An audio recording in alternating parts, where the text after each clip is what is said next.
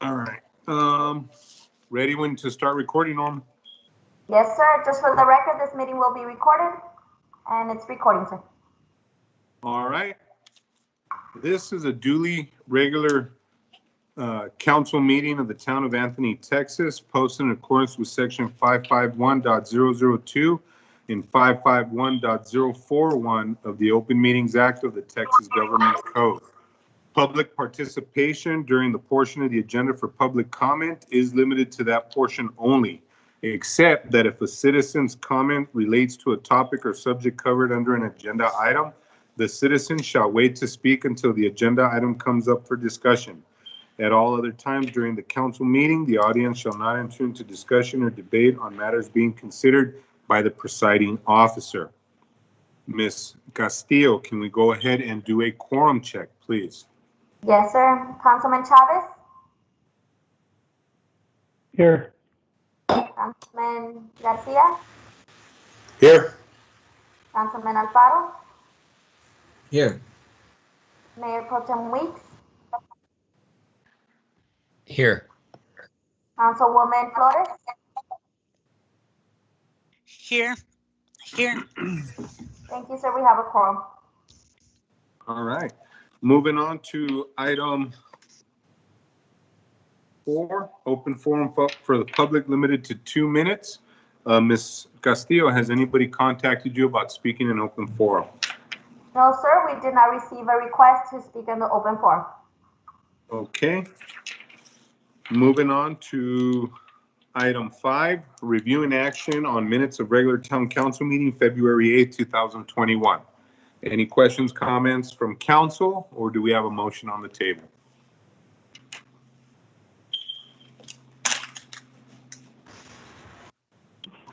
Motion to approve. Second. All right, motion made by Councilman Chavez to approve, seconded by Councilman Weeks. All in favor? Aye. Aye. Okay. Moving on to item 6, or wait, sorry. All in favor for item 5? Aye. Again. Aye. Any opposed? Motion carries unanimously. Moving on to item 6, review and action on minutes of regular town council meeting October 26, 2020. Move to approve.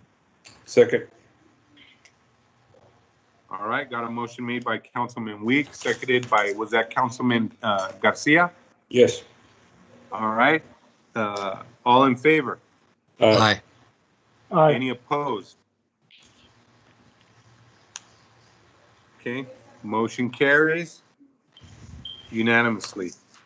Moving on to item 7, review and action on minutes of regular town council meeting February 22nd, 2021. Any questions, any comments from council? Do I have a motion on the table?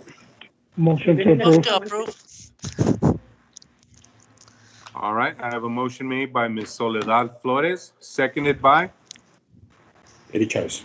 Mr. Edward Chavez. All in favor? Aye. Aye. Aye. Aye. Any opposed? All right, motion carries unanimously. Moving on to item 8, discussion, consideration, and action on the following new business. Item 1, discussion, consideration, and action on adding an 8-inch meter rate to the town of Anthony, Texas water and wastewater tariff, presented by Ms. Norma Castillo. Ms. Castillo? Yes, sir. This item is on the agenda in reference to a new business, which is Anthony Palms. They have installed an 8-meter for their water. And on the rate study that was approved, we do not have the rates for an 8-inch meter, which we reached out to our rate consultant, Melissa, and she is actually here, sir, in regards if y'all have any questions. She has submitted the rates that she is suggesting based on the rate study performed, and you guys will see it there in your agenda packet.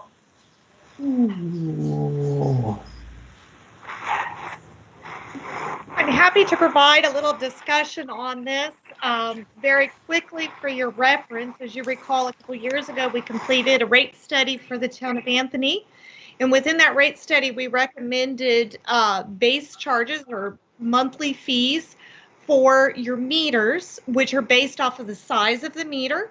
Essentially, the bigger the meter is, the more it costs you to maintain that meter, quite frankly. Also, that meter has the ability to take a larger instantaneous demand of water off the system. And for those reasons, the American Water Works Association does recommend charging higher fees based upon the size of a customer's meter. As Norma had mentioned, when we did the rate study, you did not actually have an 8-inch meter in the ground. So we didn't have your tariff establish an 8-inch meter fee. But that being said, the fees that are presented to you this evening are based off of the same methodology, which we use to establish and recommend your rates that you have in place for all of your other customers in the town of Anthony. Essentially what that fee does is it applies a multiplier that's recommended by the American Water Works Association to your base fees for your typical residential household meter. And so that fee is $232 for 2021, $246.21 for 2022, and $260.71 for 2023. I'm happy to answer any questions you may have. Mayor, you're on mute. Any questions from any of the council members in regards to this proposed rate for the 8-inch line? Tell us again why it's different for the different years. Excellent question. When we did your rate study, we projected your costs for a 5-year period of time. We've got 3 years left in that planning horizon. So this is looking at what we anticipate your costs to be each year for the next 3 years, taking into account mainly inflationary impacts so that the rates, you don't have to revisit them every year.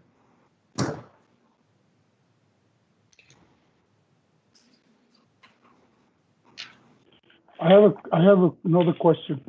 Why are we barely approving the 8-inch line? Why did they install it without getting approval? I mean,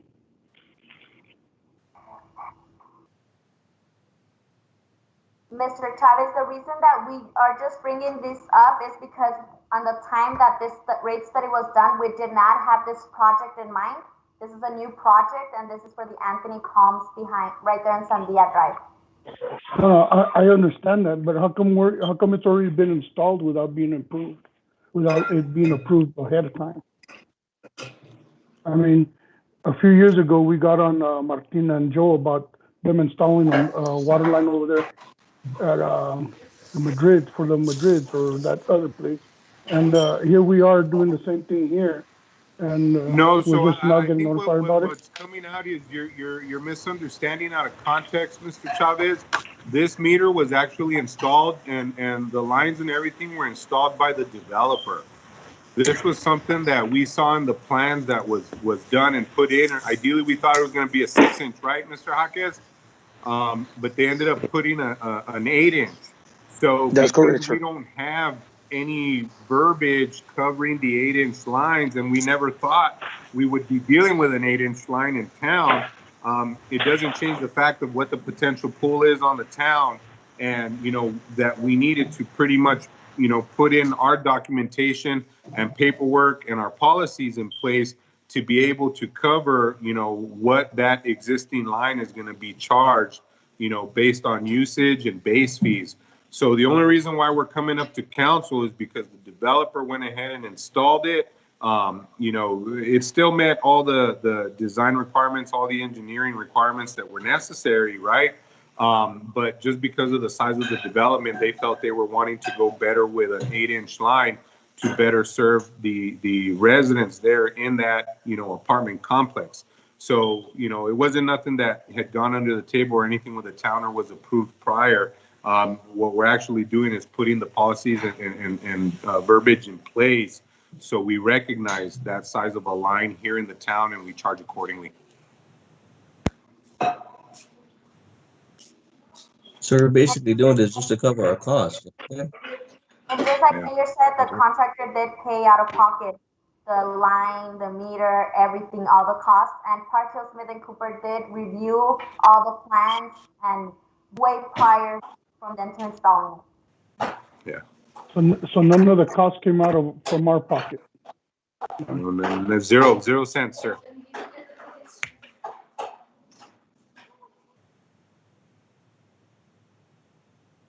Any other questions or comments? If there's no further discussion on this item, thank you, Nelisa, for joining us once again. It's always a pleasure. Mayor, before you let Ms. Hedden go, was the rate study that was done a few years back, obviously when it was approved by the council, it had to have been approved by a town ordinance. And I assume Melissa they may have prepared the town ordinance for the town, or who, I don't know who prepared it. I don't recall. I don't know if it was before my time. The study was completed by myself. The town completed the ordinance with my input on it, and town council approved it. Okay. Yeah, so basically where I'm headed with this, Mayor, is that. Make an amendment. Yes. Okay. Yes. We just wanted to make sure, we got council's approval and everything to go forward. And then for next meeting, I'm pretty sure Ms. Castillo will get together with you. I think it's just a matter of amending and adding one little subcategory to it to include the cost for the 8-inch meter. And I think it should wrap up pretty quick. So we can have that ready for next meeting. Correct, Ms. Castillo? That's Awesome. correct, sir. Awesome. All right. Any other questions? Any further discussion? Do I have a motion on the item?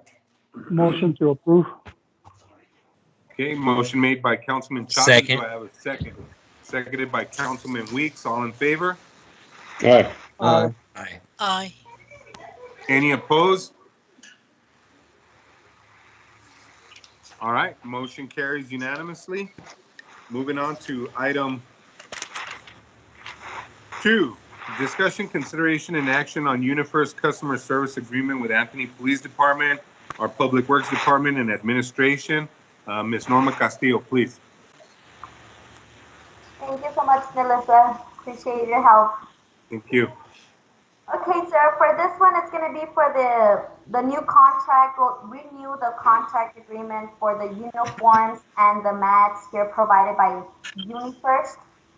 This is actually the same amount. We're actually going to be saving 29 cents this year. It's going to be a contract for 5 years. The rates are on the packet, broken down per the service that we receive. And like I mentioned, it's going to be last year, well, the last contract we had, it was for $125.90 per week. And this new agreement is going to be $125.61 per week. And that's for all 3 departments. And basically, it just came up on the council agenda because it was up for renewal. Ms. Castillo told me, and following protocols and placing this on the agenda for discussion and possible approval if council doesn't see any issues with renewing the contract. Any questions, any comments from council? A motion to approve. Motion made by Councilman Chavez to approve the item. Do I have a second? I'll go ahead and second. I second it. I have a seconded by Councilman Joe Garcia to approve the UniFirst customer service agreement with Anthony PD Public Works and Administration. All in favor? Aye. Aye. Aye. Any opposed? Motion carries unanimously. Thank you. Let's see what we got. 6, 7, 8. Item 9, moving on to departmental reports for streets. Ebert, Mr. Hawkins, do you have anything to add? Yes, sir. Just to let you know that we patched up some of the puddles around the street. I know you guys saw them, but I know there's still a few more out there. As a matter of fact, we were driving the streets as well. We're checking out for Power Street lights that are out. please report them, because I know some of them flash. We drive by them and they're on, but after a few minutes they probably turn off. I'm asking the public, to just come in the office and let us know which ones are going out. That way we can report them with the El Paso Electric Company.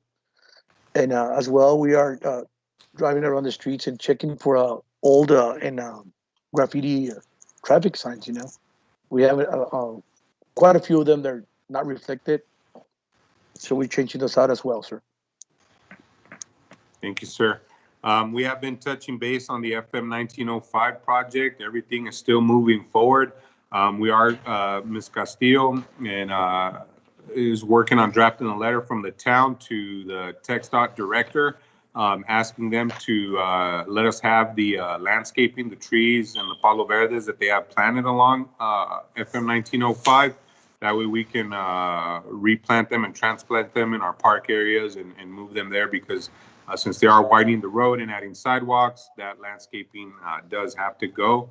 And, for everyone that was thinking, this was a town funded or it came from town funds, those were actually federal funds that helped, set up that green space for us.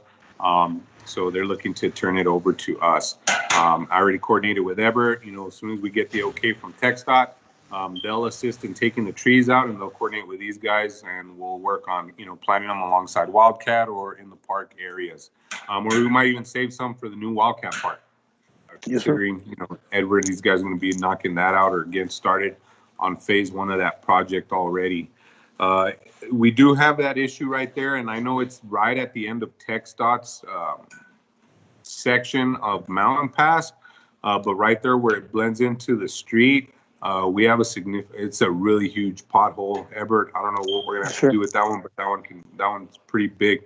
It's taking in, I think, the whole front, a full-size tire can fit in that thing now. So if you guys can drive through there and look at it next time you do some patchwork. Yes, sir. Other than that, I know we had set up some speed bumps were requested. Other than that, I haven't really had or heard any, too much complaints from any residents. But other than that, that's pretty much it for streets. We can go ahead and move on to Parks and Recreation. Once again, Mr. Jaques. And on the park, sir, we got some of the lights, street lamps that were out. They're already on around Corpo Enrique Miramontes Park. They're already on. I know you drove by there. And also we're testing and trying out our irrigation. Now it's getting warmer. As you see, our weather's changing now. So we're getting to pretty much turn on our irrigation, and everything else is looking good, sir. We finally got the sign for that Memorial Park. Memorial Yes, Field. sir. Yes, sir. We got him on. Finally had a local shop here in town do them for me. It took Awesome. 3 or 4 shops. Yes, sir. I'm sure the family will be pleased. I did actually cruise by, and I was able to see the sign. It looks really good. I'm happy with the way it came out, and I appreciate the turnaround time that you did with that and getting it done. Because apparently the original shop we had set it to, I guess, closed down due to some of the issues with COVID. So we got kind of left in limbo there. But I appreciate it, Everett and these guys knocking that out and getting it done. And also Norma and all her work on getting the stuff done for the 8-inch water meter. In regards to Parks and Recreation, we have been having individuals that are asking about the practice fields. So as long as, everything moves forward with opening up back by next Wednesday due to the governor's orders, I don't think we're going to really have any issue with, the practice fields and whatnot. It's going to be standard. And as long as the individuals, are wearing masks when necessary, disinfecting hands and stuff like that, I'm not anticipating too much of a problem. I know the rugby guys have contacted me, and according to some of their league requirements, they are looking and having to start games by March. I haven't had any follow-up. I did message one of the team captains and said if he was looking, to see what the status was on utilizing the fields and things like that, to get with Ms. Castillo, as he normally has in the past, to make the necessary arrangements for the field rentals, etc. But moving on to police and fire, Mr. Chief Enriquez. So as you all know, we had a successful turnout on the auction this past Saturday. Several buyers went out there. We were able to clear out the impound lot, make room for more stuff to come. We did get rid of a substantial amount of city vehicles, which are police vehicles that we no longer are utilizing. So it was a good turnout. It was asked by the mayor this at the beginning of the meeting about if I can give a brief overview on the executive order that is coming up. Basically, since the governor is opening up everything on the 10th at midnight at 100%. However, we do want to make the public aware that businesses and individual employers can still mandate their customers or their employees to wear face coverings. However, it is not enforceable by law. We cannot give them a citation for not wearing their face covering. However, if the business owners, managers, etc., advise the people that they're not adhering to their policy as far as wearing a face mask and they ask them to leave, we can be called and they can be subsequently arrested for criminal trespass, not for issuing a citation or wearing a face mask, but for other violation of law. But again, the governor did state that he is leaving certain requirements based off of hospitalizations to the county judge. So whatever the county judge can address, as mentioned by you, then we will fall in line with it. But again, we're not going to be citing for the face coverings, but it is highly recommended that people still wear their mask in public and for social distancing. Other than that, I mean, that's pretty much it, sir. Chief, can we clarify? I'm sorry, Ben. Can we clarify the criminal trespass as a criminal, and the citation of the not wearing the mask is a citation. It's not a criminal charge. They no longer can get a citation, but they can get arrested on criminal charges. Correct? That is correct. I mean, they can get arrested if they refuse to leave the premises. Right. Okay. And if the business owner does want to prosecute, that's the okay. key. So yeah, we cannot arbitrarily take it upon ourselves just to go ahead and arrest them. The business owner is the one that has to request prosecution. Okay, we just want to make that clear because I don't want them to come up, well, we weren't told about this and that and that. You know what I mean? Correct, right. But we can no longer issue, as per the governor's order, citations for wearing a face mask. All right. Thank you. So then most of the businesses here in town and around the city, if they are requiring, clients and customers to wear a mask, basically it is at their discretion to require it. That is correct.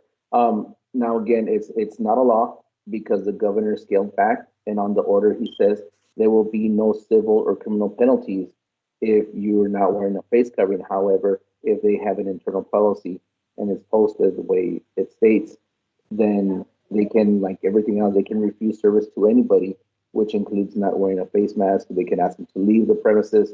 If individuals refuse, that's when we get called out and we can escort them out.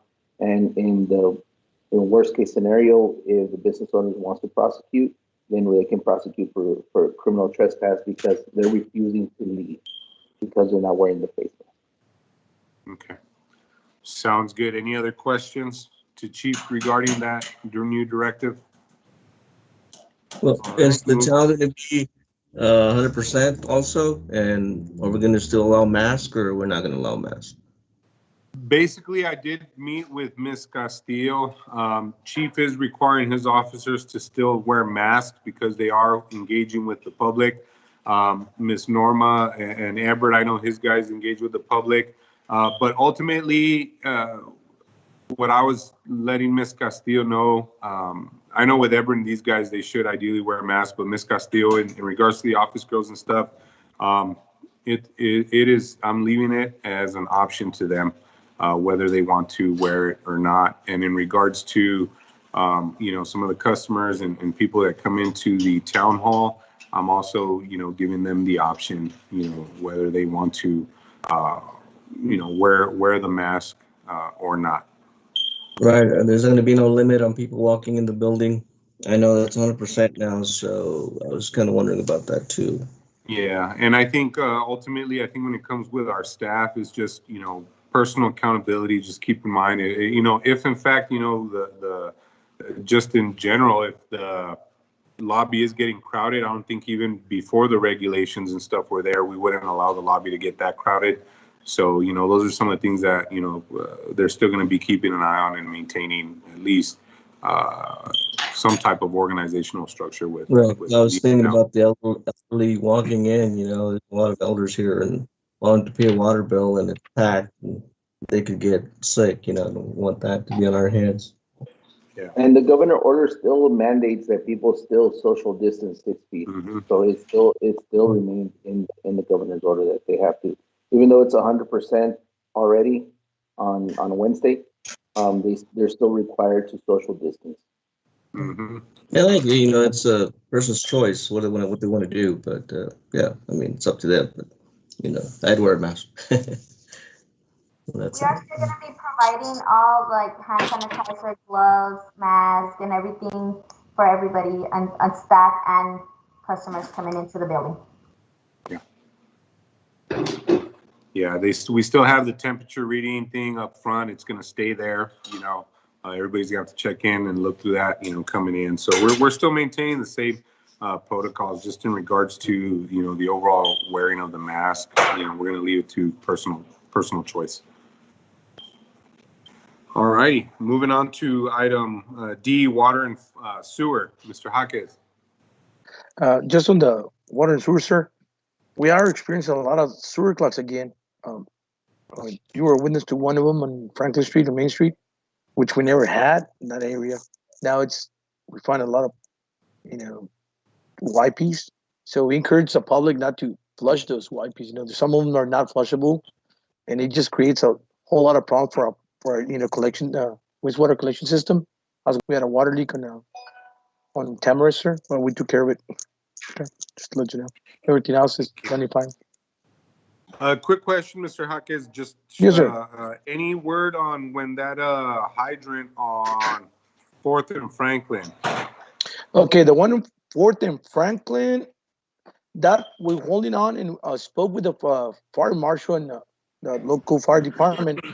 The reason why we're holding on, because for the point for us to set up right now, so we're gonna have to move it. Once they provide the exact location where it's gonna be at, that's when we're gonna be installing it, sir. Okay.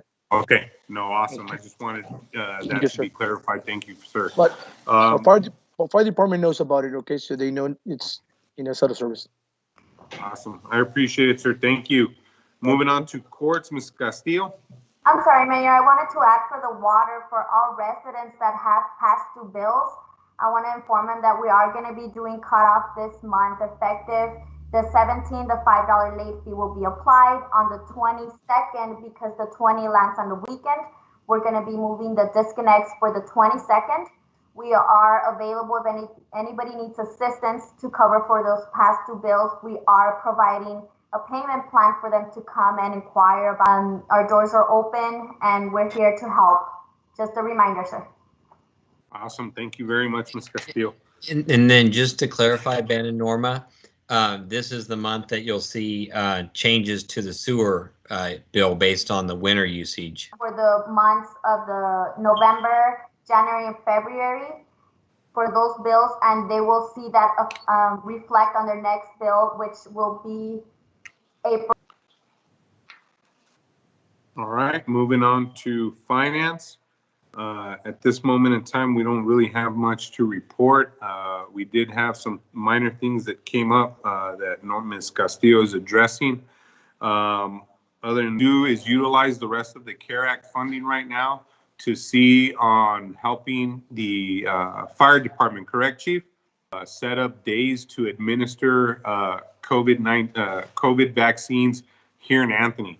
We really want to do and push a large amount of our residents to get vaccinated if they haven't already been vaccinated. And as soon as we continue to, I think, move forward with the logistics of the planning process, we will be eventually coming up to council to seek approval on the utilization of the rest of those funds. And hopefully by that time, Chief would have coordinated with the fire department to go ahead and at least start getting some dates set up.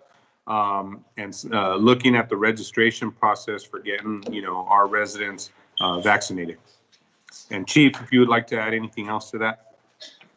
So basically, we're trying to get the fire marshals are gonna be out in our area to be able to inoculate our residents and people within our area. They want to do one central hub for registration, but like Mayor mentioned, we'll get more of that information as it comes along. The reason we're going to be seeking and utilizing CARES Act funding is because the fire marshals can only come out here a very limited number of days, but if we're able to provide them with the assistance to get extra staff, that means that it's extra days. That is, that it's more people that will be vaccinated from Anthony. So we're trying to utilize that funding so we can help these individuals the same way the mayor advised them in the meeting. You know, we have a lot of individuals that have transportation problems to be able to go all the way to the Civic Center to George Perry site to be able to get vaccinated. Well, we can have them go down the street right there at the fire station right next to the police headquarters, to the town hall. So it's easier for all our residents to be able to get their COVID vaccine. Awesome. Yep. Other than that, I don't have anything else. Mayor, I wanted to give the report for courts. Sorry, I skipped it because of the weather. But for the month of February, for the daily deposits, it was $25,464 with 71 cents. And the courts are still being held virtually and telephonically, which the court dates are March the 10th, March the 17th, and March the 24th at 10 a.m. and at 2 p.m. And that's all for court, sir. Thank you, Ms. Castillo. The next regular council meeting is scheduled at 6:30 p.m. on Monday, March 22nd, 2021. Do I have a motion to adjourn the meeting? Move to adjourn. Second. I have a motion made by Mr. Weeks. Do I have a second? Seconded. Seconded by Councilman Chavez. All in favor? Aye. Motion to adjourn the meeting passes at 7:23. Thank you, everybody, for joining us. Y'all have a good day. Stay safe. See you out there.